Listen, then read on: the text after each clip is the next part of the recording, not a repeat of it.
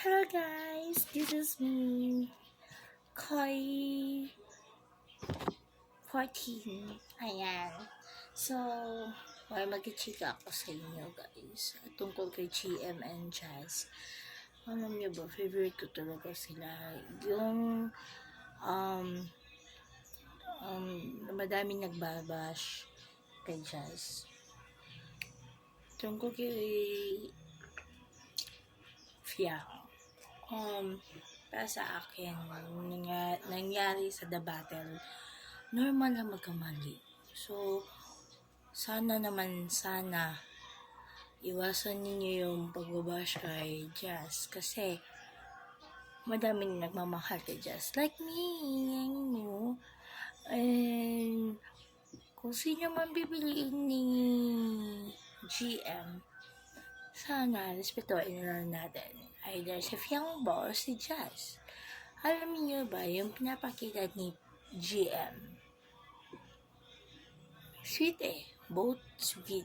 Sweet siya kay Jazz, sweet siya kay Fiang. So, ewan ko sa GM, sana sa paglabas mo dyan sa bahay ni Kuya, ay masasabi mo na yung katotohanan kung sino ba talaga yung sa puso mo. Hindi yung napapretend ka na, ay mahal ko tong taong to, ay gagamitin mo to. Parang ganun ba, na dapat aware ka.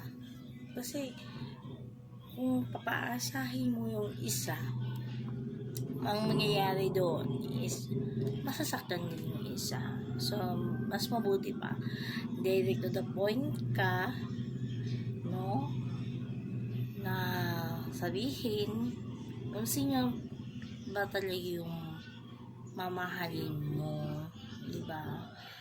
Hindi yung paasahin mo lang, diba? Mahirap yun mag-pretend ka na masaya ka sa isa pero hindi naman pala, mas masaya ka pala sa isa. So, natitense ako.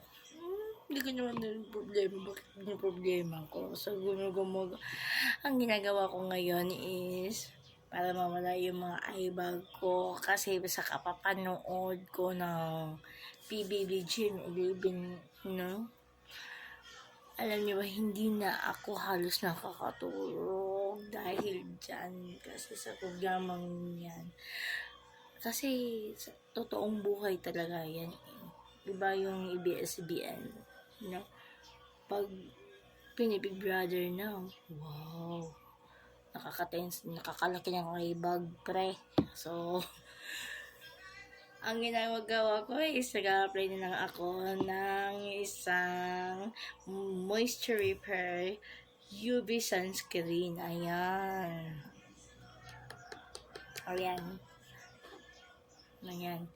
Gumagamit ako kasi natitense ako at nape-pressure ako sa GM dahil sa'yo dyan na may kasalanan ka.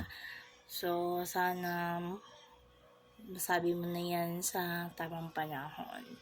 And sa mga nagmamahal kay Fiang, nagmamahal kay Jazz, sana po iwas-iwas po tayo sa pagbabash, lalong-lalo na sa live stream ng PBB Gen 11. Please respect po natin yung nagmamahal kay Jazz and also kay Fiang. So, mahal ko silang dalawa, but may isa lang akong pinipili talaga na para kay GM Para sa akin lang para sa akin. Ewan ko sa inyo kung sino talaga sa inyo, pero para sa akin, ang pipiliin ko ay si Jazz. Kasi, Jazz is nakikita ko talaga na but nagpapakatuon naman si Fiang. As in, sinasabi niya kung sino talaga siya. But, I don't think so. Lalo na yun sa kumakalat ng mga video ni Fiang. But, para sa akin, no, deserving para kay GM is si Jazz. Para sa akin lang. Ewan ko lang sa inyo Kanya-kanya kasi tayo eh. Kasi marami nagmamahal ko Crush, marami nagmamahal kay Fiangin. Alam niyo ba, natutunan din ako nag-apply din dahil din kay Fiang. So, napapasama din ako kay Fiang. So, love ko kayo dalawa. But I need to, ayoko mag-pretend. Ayoko mag-plastikan. So, kailangan kong pumili ng isa sa inyong dalawa. So, ang paborito ko talaga ay si Jazz. Kasi simple but elegant. Ayan lang. At maraming salamat po sa inyong lahat at sa panonood sa aking content. Don't forget to please click